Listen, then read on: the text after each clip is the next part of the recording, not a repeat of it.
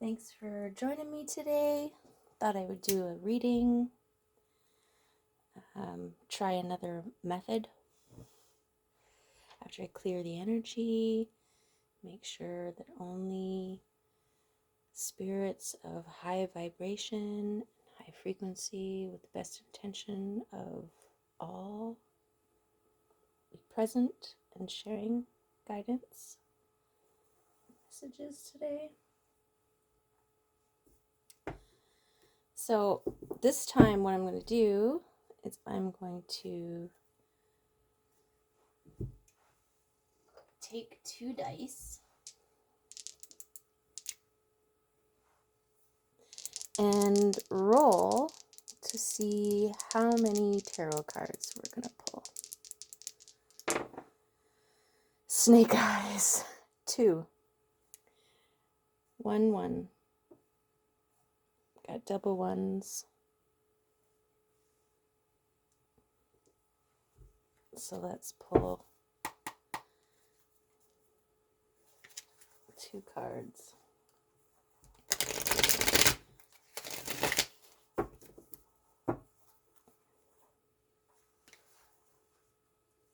That is a noisy fly.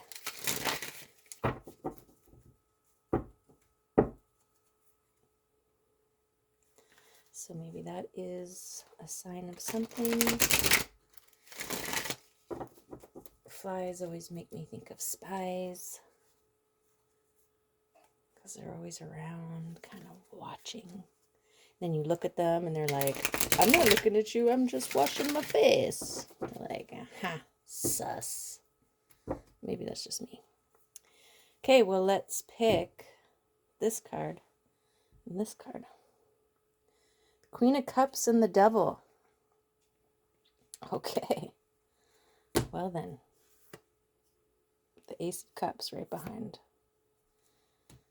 But we're just doing 2. Let's not mess with the process. Okay. Let's take this Queen of Cups and the Devil. So I am getting 2 messages here so far. One being shadow self.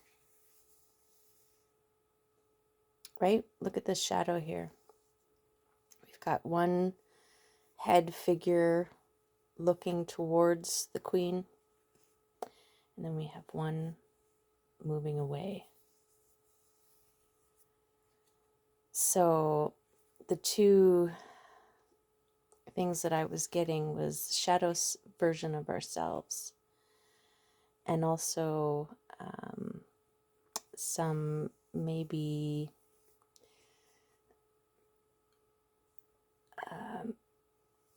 directive focus or energy from an external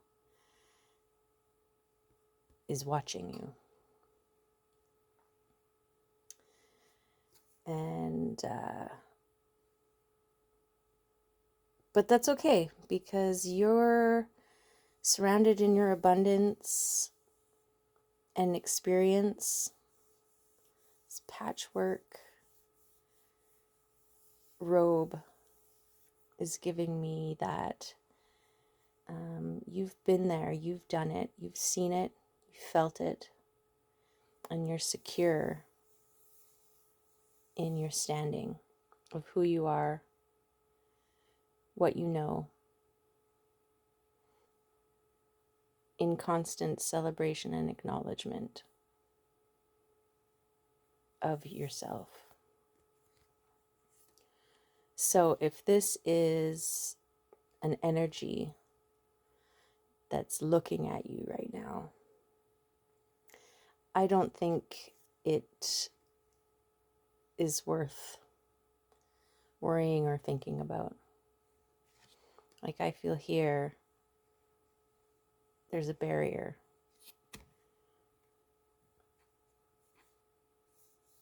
They can't get to you.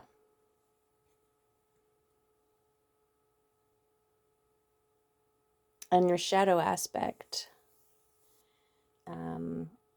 could be the tendency to assume that there are negative forces looking at you or after you.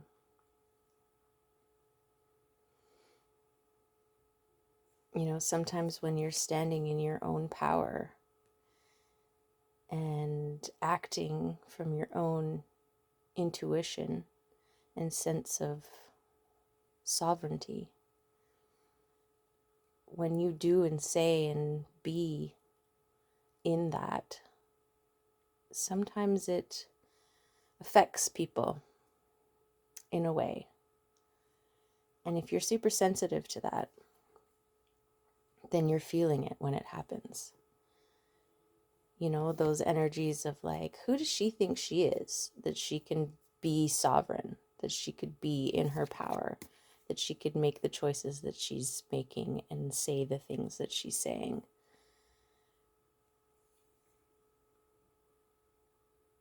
But I think you're at a place right now where you're unfuckable with. You are impenetrable.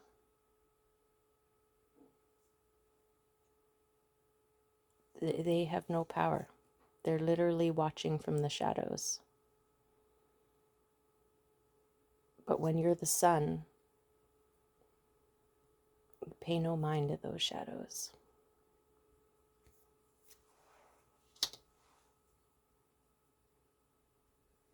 But as far as shadowy aspect of ourselves, the shadow version of ourselves, definitely need to be a balance, right? And that's what I'm getting from these snake eyes, is that you're just as much in control of your light body self as you are of your dark shadowy self, which I think is wholeness. When we shun those shadowy parts of ourselves, we're denying parts of ourselves. And that is less than whole in my mind.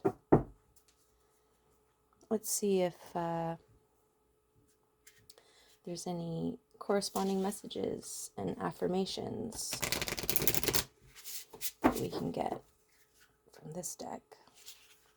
The Magical Botanical Oracle deck. Just doing a shuffle. And then let's pull some cards that want to come out. Something there. One.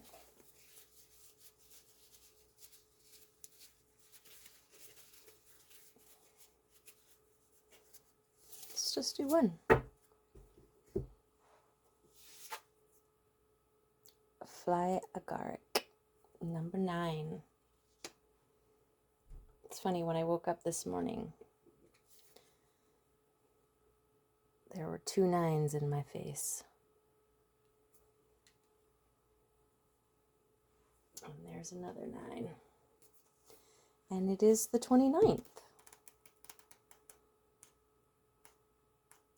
Okay, Fly Agaric.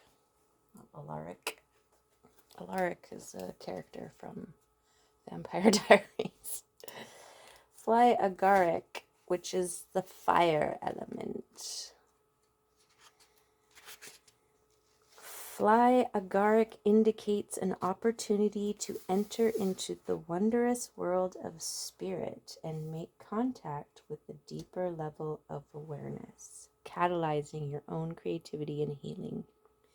You must be willing to take the risk of being perceived as foolish or crazy, and also take the time to listen in order to learn. There is communion with nature, from the fairy beings to the fox and the hare, the caterpillar and the ladybug, all under the moon's light. The fox brings craftiness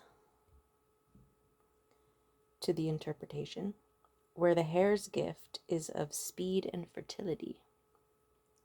The caterpillar is the totem of transformation, as is the ladybug, moving from a frightening larva state to the beautiful, familiar bug who is a sign of love and good fortune.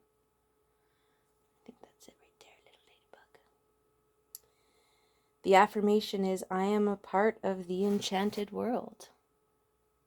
So don't spend your time worrying about the demons in the shadows, the devils in the shadows. They're there. But they don't have to have your focus and attention unless you're conquering them and becoming their master. Instead, focus on nature and the gifts and messages and wisdom it wants to share with you. I am part of the enchanted world. Yeah, you are. Okay, let's do some crystal cards.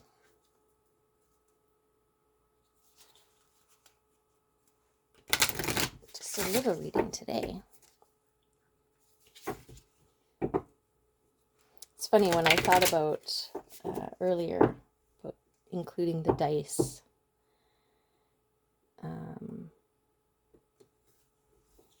I was like, oh, well, the most we would get is 12 cards.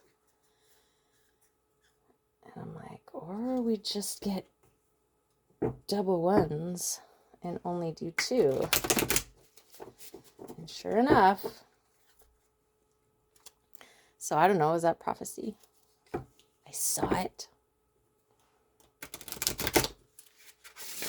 Okay. Let's pick a card, any card, and see what it wants to tell us about our sovereignty and focus and balance. Oh, I think maybe this one. And I think that one wanted to come out too. Did you feel that? Let's do 2. They can support each other. 14. Whoa. Look at the colors on that one. Green heart space. But also dark figure in the green flames. This one is like a priest alien. And then what else we got? 28. It's like a rutilated quartz. Okay.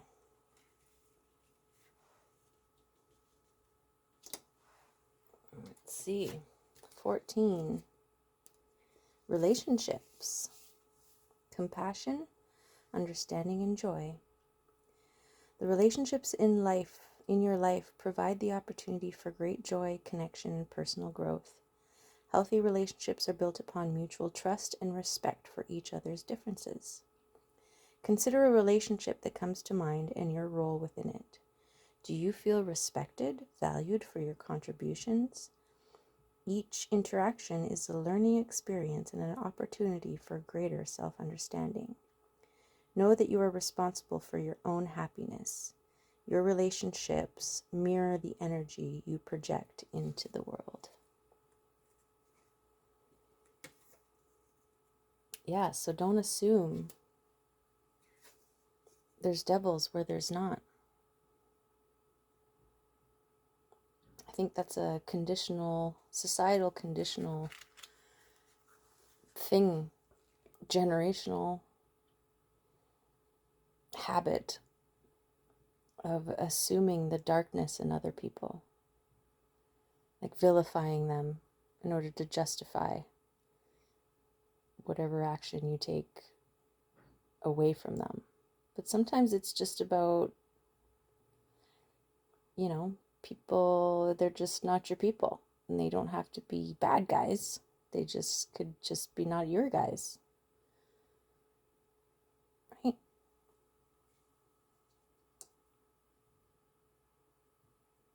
And if you change your perspective on people that you interact with, even if they are devils, don't empower them by assuming they are. Okay, 28 is friends and family. Shared experience, comfort, and trust. Sharing life's experience with friends and family is a fundamental source of connection. You grow in wisdom and knowledge through the observations, insights, and actions of those around you. Pay attention to the friends in your life. Is a friend in need of support? Do you enjoy a close friendship that creates comfortable, supportive interactions? Search out the feelings and motivations related to your friendships. Surprise a friend with a gift or a genuine inquiry into their well-being. So both talking about friends and family, personal relationships. So once you've balanced your light and dark aspects and your relationship with the natural world, it's time to now pay closer attention to your personal relationships. Whether it's nurturing the ones you already have or being open to new ones.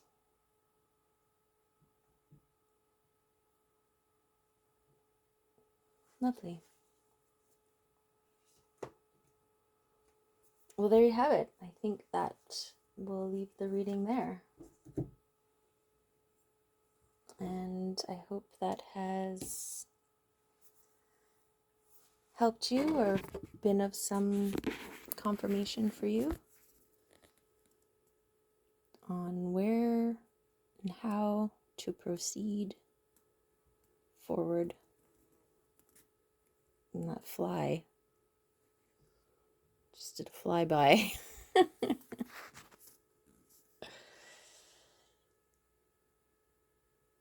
The things you can't control, right? There's always going to be someone might overhear a conversation or part of a conversation or buzz around and not know or understand the motivations of the choices and the actions and the things that you do when you're in your highest powerful self, making them think of their own shadows and then resenting you for it. Pay them no mind. Focus on nature and the gifts and relationships that are worth cultivating.